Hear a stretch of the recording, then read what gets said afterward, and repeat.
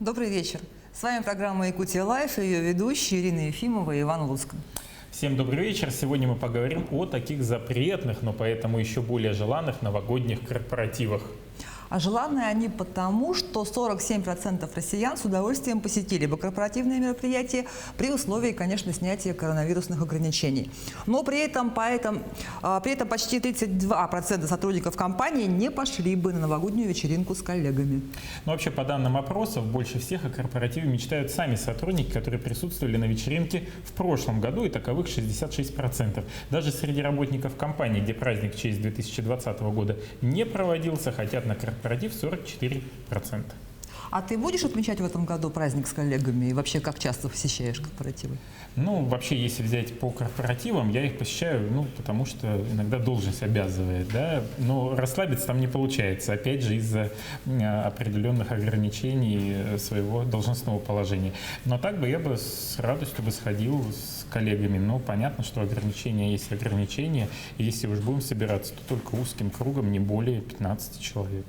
С соблюдением дистанции, в масках? Да, ну там один сядет, тут другой. Хотят праздника многие, но не все могут его организовать.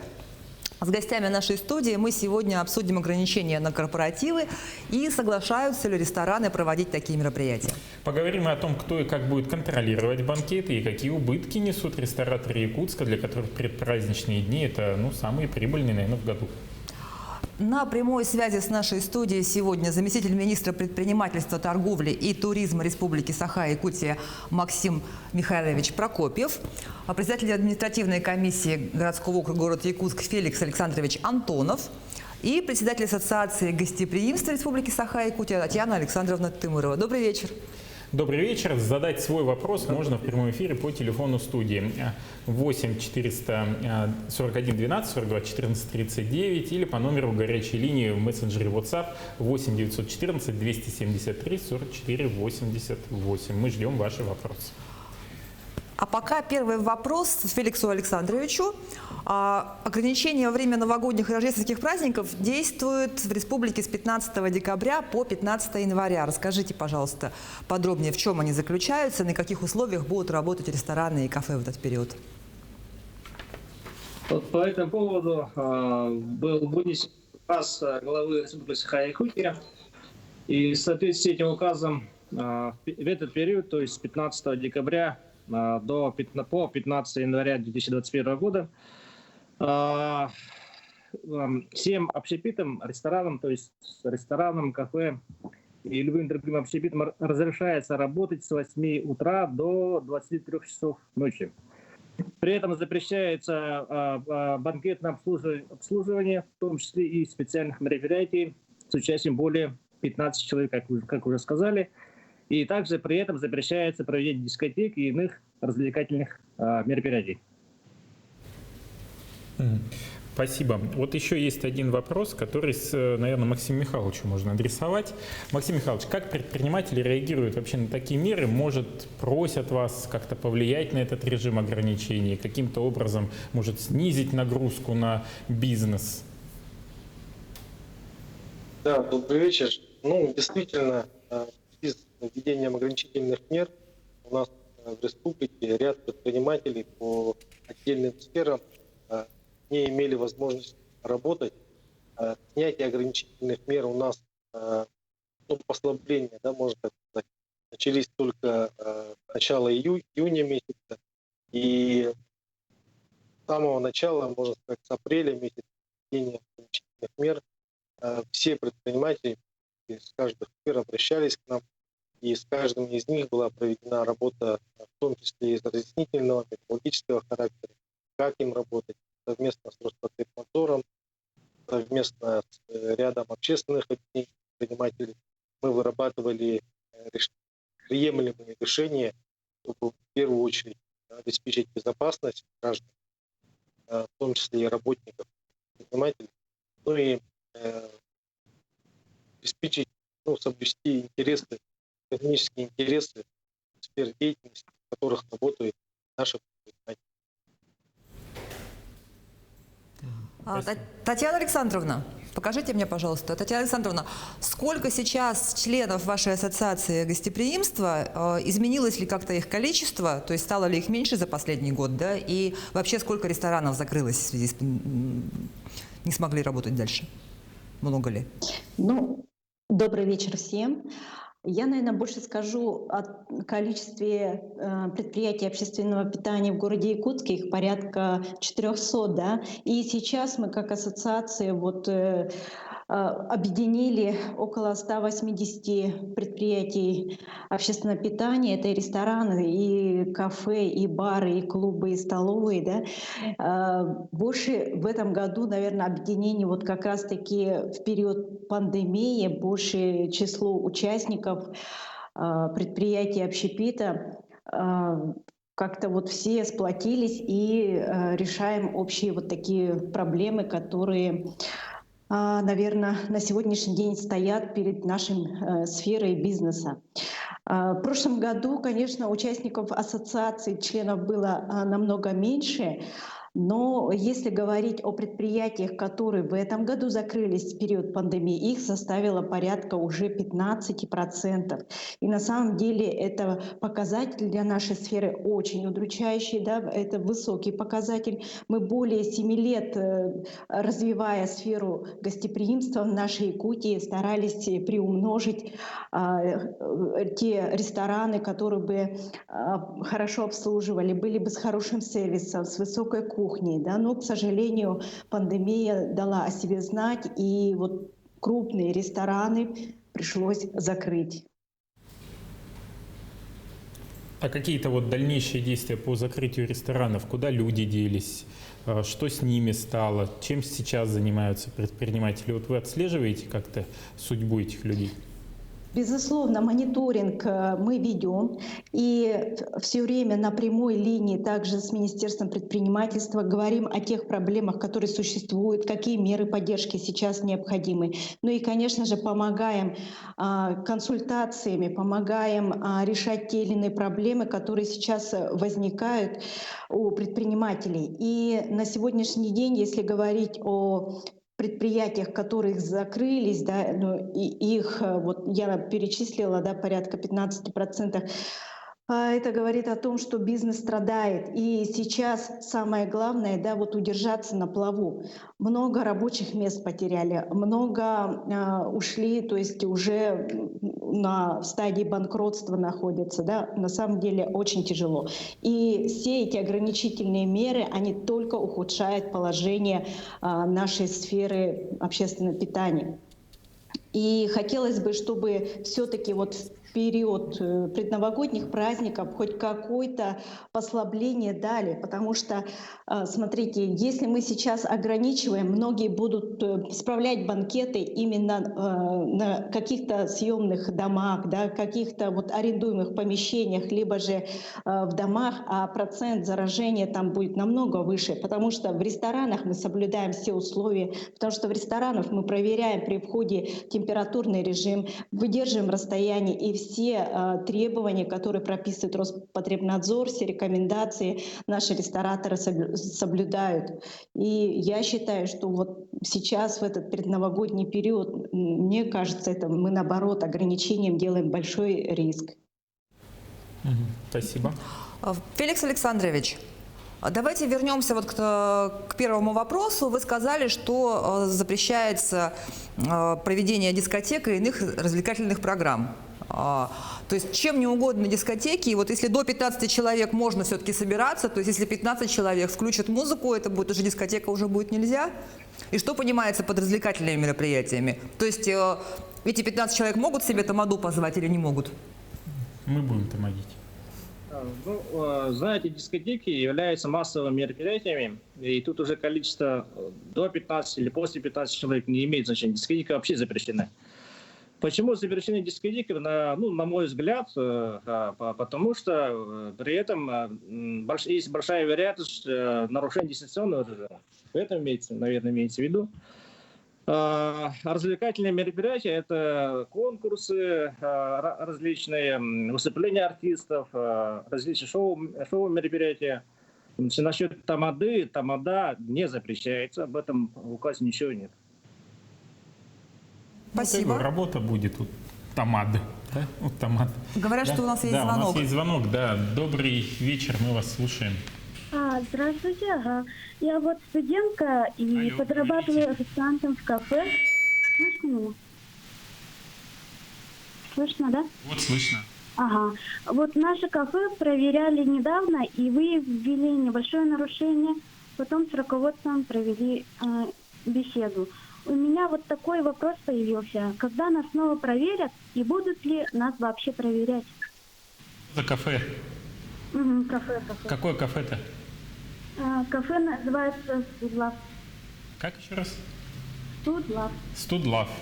Вот. Ну, это, наверное, опять Студенческая, видимо, да. к Феликсу Александровичу вопрос насчет проверок. Знаете, вопрос не совсем ко мне. Административная комиссия, она сама как коллегиальный орган не проводит рейдовые мероприятия. Рейдовые мероприятия проводятся в рамках оперативного штаба города Якутска, где была создана сводная группа из специалистов различных структурных подразделений города Якутска, в том числе административная комиссия. Конечно, административная комиссия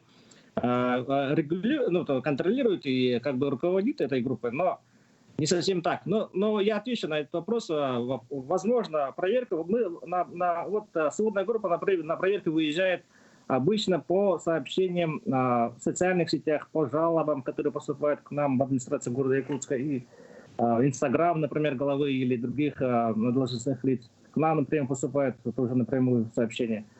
По таким случаям мы сводная группа выйдет и как бы посмотрит, действительно ли так или не так, но вот таких вот обязательных таких планов таковых нет. Спасибо. Максим Михайлович, Да, слушаю. да, Максим Михайлович, ну вот я знаю, что ваше ведомство тоже проводит проверки регулярно, выезжает на рейды, порой и наши съемочные группы тоже ездят в эти рейды. Вот, может быть, что-то о ваших планах на проверки, да, и нам вот Татьяна Александровна сказала цифры по Якутску, а, наверное, у вас есть цифры по республике, да, сколько ресторанов, баров, кафе и так далее пострадали. Вы ведь ведете мониторинг постоянной этой отрасли, я так понимаю. Да, начну с цифр по республике. По общепиту у нас в целом по республике насчитывается более 1000 объектов общественного питания. И по нашим данным, по республике порядка 18% их в настоящий момент обанкротилось, либо приостановило свою деятельность. Татьяна Александровна правильно здесь отметила, это в основном категории крупных ресторанов, крупных столовых, которые имели большую посадку, но при этом, к сожалению, не смогли. У них затраты обусловлены тем, что объекты очень крупные, и они не могли провести дальнейшую свою деятельность после, как сказать, введения ограничительных мер. Что касается занятых, порядка 16 тоже уменьшение мы видим в сфере общепита по республике. Численность занятых сократилась на 16%, и данные граждане в основном стали на службу занятости, либо быстро переквалифицировать и нашли другую сферу деятельности, в том числе в сфере малого и среднего предпринимательства. А что касается проверок, да, наше ведомство тоже проводит данные проверки, как уполномоченный орган среди исполнительных органов Республики Саха-Якутия. Всего мы провели порядка 7000 проверок за весь период. И что касается планов, да, обязательно будет усиление перед Новым годом и после Нового года. Также мы рекомендуем соблюдать все принятые исключительные меры до 15 января. Соответственно, предпринимателей я тоже призвал бы не проводить свою работу в соответствии с принятыми решениями, которые есть на всей территории республики. Татьяна Александровна, ну вот сразу же вопрос, наверное, вам, да, вы все-таки представляете сегодня всех рестораторов. Ограничения будут. Значит, руководство министерства, административной комиссии призывает, чтобы вы соблюдали, но при этом какие убытки вы несете, Так, и каким образом все-таки вы пытаетесь восполнить этот дефицит средств, который возникает в рамках убытков? Ну, действительно, уже вторая волна, которая сказалась и очень длительное время продолжается, это для ресторанного бизнеса прямо нокдаун произошел. И вот мы проводили опрос, порядка 49% у нас было падение выручки, доходит до 80%. И, к сожалению, да, вот вырулить из этой ситуации, даже выйти в ноль, очень сложно. Сейчас идем в режиме только лишь, чтобы сохранить персонал, оплатить заработную плату. Очень огромные долги перед поставщиками, да, где-то задолженности по налогам до сих пор длится, да. Кто-то не смог получить субсидии в силу того, что у них несоответствие по АКВЭДу было. И поэтому сейчас ситуация очень критичная, очень сложная и действительно трудно выживать. И если сейчас вот эти ограничительные меры будут продолжаться, я прямо переживаю и очень боюсь, да, за то, что сколько еще сохранится вот субъектов малого и среднего предпринимательства вот нашей сферы. И это надо полагать, что это рабочие места, это и в любом случае мы несем социальную нагрузку, да, обеспечивая свой коллектив. И что дальше будет, очень сложно прогнозировать. И я бы хотела обратиться и в оперштаб, к руководству республики, чтобы не вводили в дальнейших ограничений. Ведь до сих пор не открыты еще фудкорты, до сих пор предприятия общепита там не функционируют. До сих пор у нас ограничения в банкетных залах. Многие тоже держат в закрытом состоянии банкетные залы. И только сейчас, когда разрешили буквально проводить банкеты 15 человек, но для большого банкетного зала это очень убыточно. Сейчас рестораны имеют посадку в ограничении 50%, а это значит, мы недополучаем этих доходов. Извините, налоги платить мы должны в полном объеме, то есть никто нас не снимал по уплате, да, с полной посадки. Соответственно, я говорю о налоге действующем и НВД.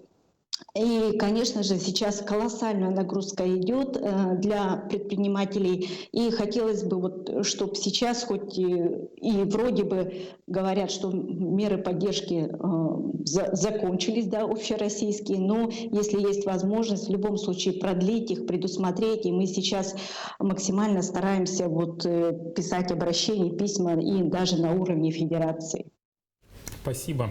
Я хочу напомнить наш телефон в студии для телезрителей 8 41 12 42 14 39. Вы можете позвонить в прямой эфир и задать вопрос нашим гостям, или же посредством WhatsApp линии нашей 8 914 273 44 88. Мы предварительно анализировали часть вопросов, которые поступали по тематикам, связанных с ковидом, с ограничениями. Вот ряд вопросов мы как раз задаем нашим гостям. Я хочу продолжить вот тему, которую сейчас Татьяна Александровна начала говорить. Может быть, замминистра прокомментирует, вот сколько представителей сферы общепита получили в поддержку от государства, да, и какие-то республиканские, может быть, меры поддержки предлагаете? Ну да, действительно, правительство Республики Саха-Якутия предусмотрело меры поддержки наиболее пострадавшим отраслям предпринимателей, деятельность. Мы проводили данные мероприятия по 7 направлениям. Это прямые субсидии были, это возмещение разного рода расходов, связанных с деятельностью. По итогам 2 этапов предоставления субсидий всего у нас получили поддержку 913 предпринимателей на общую сумму порядка более 70 миллионов. Это только прямая поддержка из государственного бюджета. Что касается других льгот, общепринятых на федеральном уровне, они также распространялись на территорию Республики Саха-Якутия.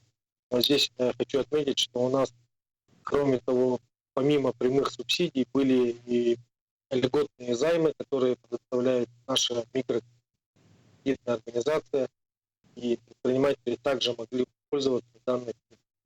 Ну и сейчас на подходе, вот мы сейчас активно обсуждаем это.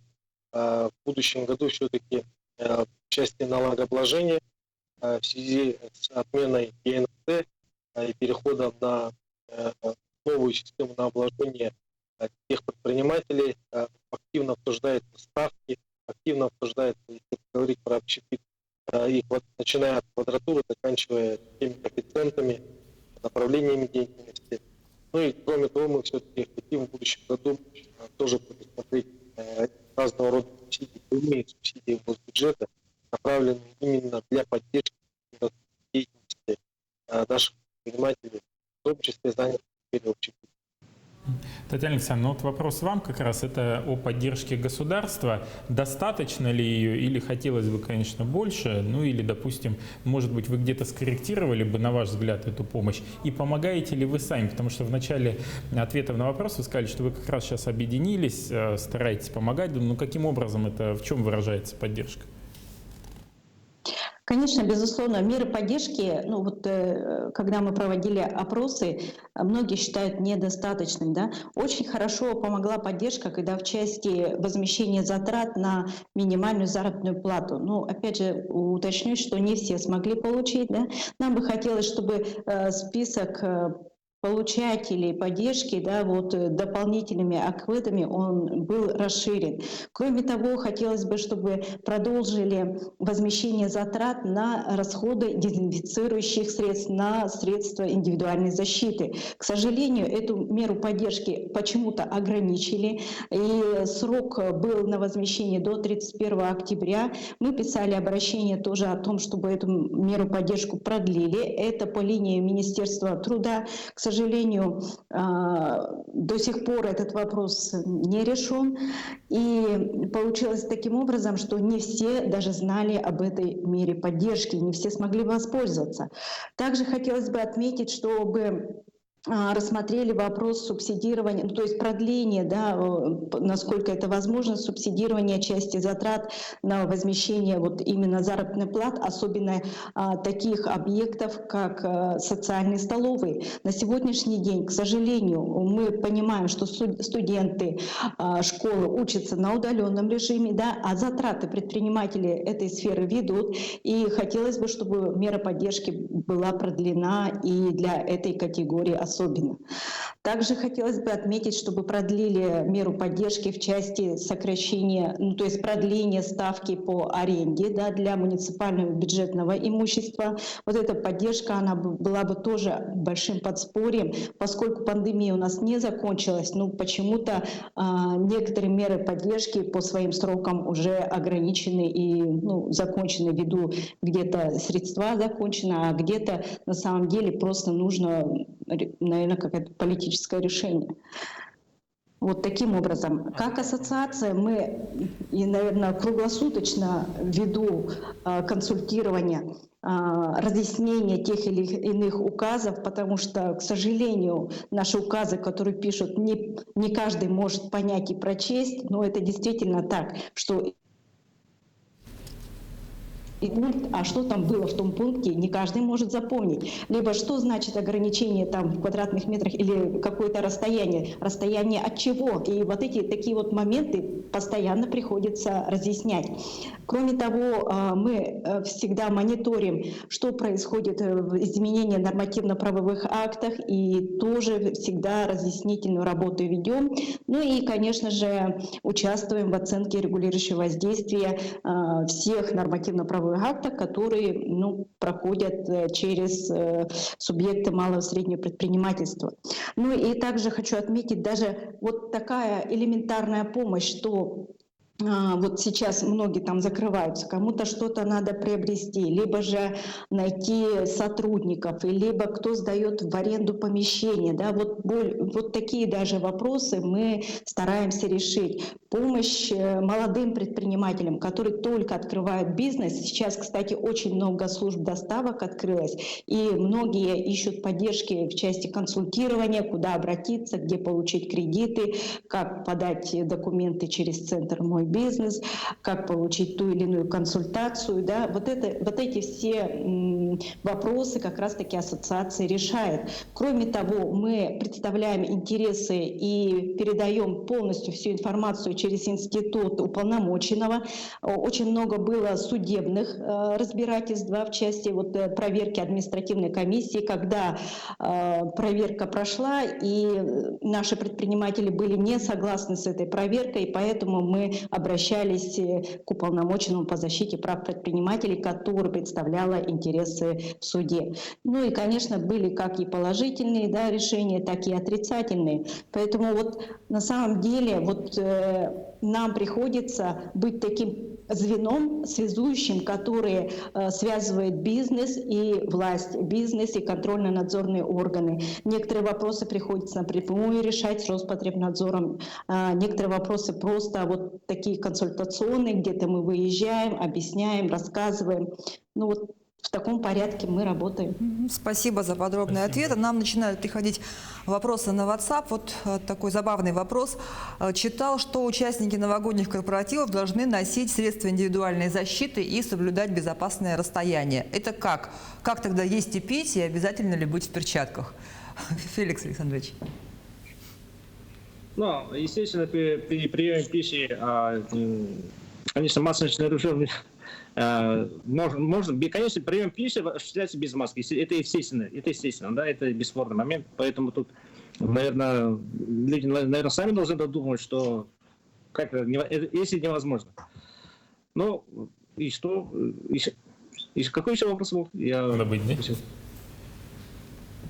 В перчатках кушать будем или все-таки снимать перчатки? Нет, в перчатках, по поводу перчаток, в отношении граждан перчаточный режим, в смысле, использование перчаток не распространяется. Это только в отношении работников предприятий, организаций, все.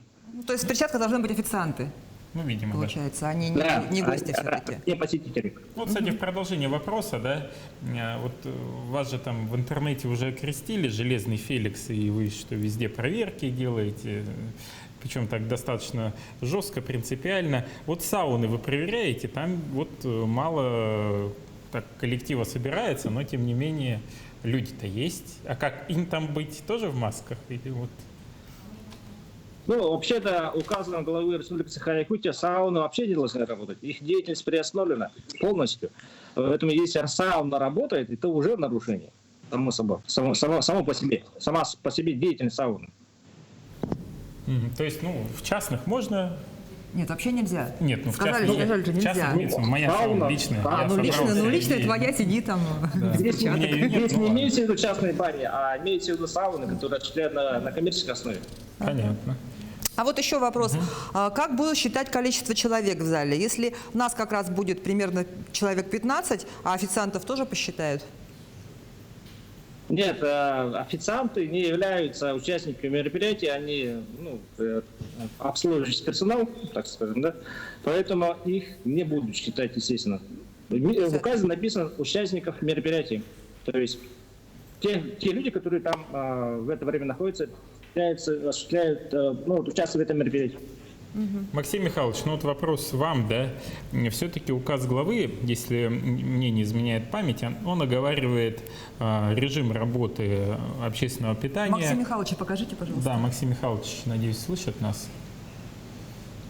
Да, слышу. Да, он оговаривает период с 10 по 31 декабря. 1 января наступает, и двери открыты, можно все. Или же все-таки какие-то уже есть идеи, предложения, наработки по продлению, чтобы уже понимать, как мы будем работать? Хорошо, да, Иван Петрович, на самом деле немножко память изменяет. Это касалось работы деятельности торговых предприятий и обеспечения ими санэпидемнорм, то есть в части осуществления дезинфицирующих мероприятий, в части соблюдения, то есть закрытия именно на дезинфицирующие мероприятия. То есть до 31 числа в целях того, чтобы граждане, посетители, покупатели могли ходить в торговые объекты в достаточное время, неограниченное время, да, так сказать, Соответственно, были введены эти предложения, чтобы предновогодние покупки все-таки граждане могли осуществлять особенности. У нас ограничения до этого были в воскресенье до 12 часов утра, не могли предприятия торговли открывать. И в понедельник тоже до 12 часов утра. То есть в данном случае вопрос касается режима работы, режима посещения торговых объектов, в том числе торговых центров. То есть торговые центры будут работать, будет время работы продлено, чтобы люди могли спокойно. Да, Ирина, тут все-таки каждый владелец торгового центра или торгового объекта в целом, да, вне зависимости от сферы деятельности, продуктовый магазин, не продуктовый, исходя из покупательской способности, вправе устанавливать график работы, приемлемый для его осуществления его деятельности. Мы знаем такие примеры. Предновогодние праздники у нас торговые центры, объекты, которые торгуют продуктами питания, да, праздничные и так дальше, продлевают свои режимы работы там, с 7 до 8 часов, кто-то до позже, до 9 акций кто-то делает, кто-то ночные даже делает акции. Соответственно, из этих побуждений, чтобы график, время работы и посещения граждан в предновогодние праздники было максимально растянуто, дало возможность покупки скопления граждан. Вот тут есть один такой провокационный вопрос, Феликсу Александровичу, видимо. В какое время суток бывают проверки? Мы хотим детский праздник провести для класса, но чтобы ничего не омрачало детям веселье. Вот чтобы вы там не омрачили ни своим появлением. Феликс? Знаете, указ главы Республики Саха-Якутия действует круглосуточно. Поэтому эти мероприятия, проверочные мероприятия могут быть и любое время суток, и днем, и ночью. Тут ограничений никаких нет, поэтому сказать однозначно невозможно. Так что готовьтесь, если вы в Якутске, могут прийти. Вот еще такой вопрос. Как вы понимаете, что мероприятие является именно корпоративом? Вдруг просто коллеги решили где-нибудь посидеть после работы, поздравить друг друга? Все. Их 15 человек. Все. Сейчас придут. Все, уже корпоратив? Смотрите, в указе говорится не об участии в корпоративных мероприятиях, да, а об обслуживании этих мероприятий. То есть здесь ответственность не гражданина, который участвует в этих мероприятиях, а организации, которые обслуживают данное мероприятие. То есть если там люди собрались, стихийно собрались, и это уже не обслуживание, а участие в этих мероприятиях. В этом отношении указ уже не действует. Татьяне, наверное, вопрос. Будут ли рестораны и бары Якутска планировать развлекательную программу накануне праздников, может, в каникулы? И что это будет? Может, какая-то живая музыка? Все равно, что потом по 15 человек будут собираться, могут приходить там маленькими компаниями.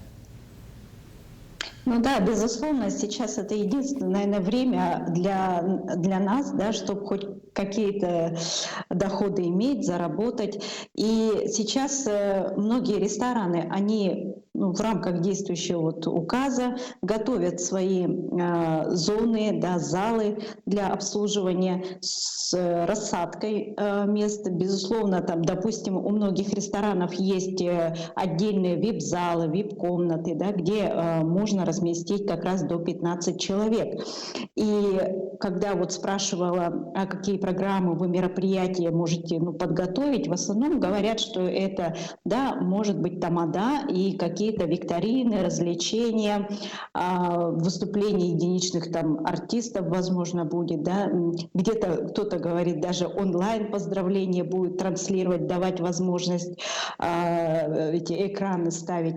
Поэтому, конечно, здесь приходится нам изощряться. Самое главное, ведь у нас даже шутка ходит в нашей группе общепита, что давайте начнем с утра бронировать мероприятия и начинать утренники. И поэтому сейчас приходится в этой ситуации, на самом деле, это тяжело, но хоть каким-то образом организовать банкет или мероприятие вот как раз до 15 человек.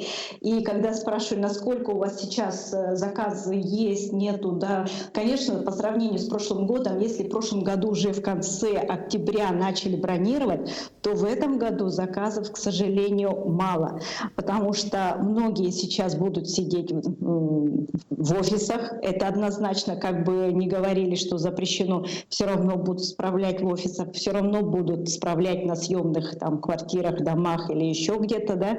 Рестораны в этом почему-то с этим ограничением, да, они, конечно, очень сильно пострадают. И если говорить о той стоимости, которая сейчас вот на рынке, на самом деле цена у нас не повысилась, чем с прошлым годом. 2000 на одного человека – это нормальная стоимость сейчас при проведении заказа банкета. Все зависит, конечно, от меню, доходит до 3500.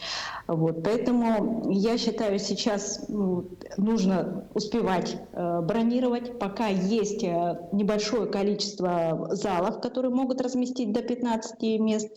И поэтому призываю всех жителей лучше безопасно, спокойно, со всей дистанцией, да, разместиться, заказать заранее, да, и провести свое корпоративное мероприятие в наших заведениях. Вы ничего не нарушили. Вот на такой позитивной ноте и таким смехом от Татьяны Александровны будем завершать. Мы хотим поблагодарить гостей за участие в прямом эфире и спасибо зрителям за вовлеченность в него. Задать свой вопрос онлайн можно будет уже и в следующий, в четверг, по телефону студии 8 41 12 42 14 39 или в сообщениях по номеру горячей линии WhatsApp 8 914 273 44 88. Ведь цель нашей программы как раз обеспечить дискуссию, в рамках этой дискуссии, чтобы были все услышаны. Да, и мы планируем, что следующий выпуск нашей программы будет посвящен детским праздничным мероприятиям и вообще досугу вне каникул.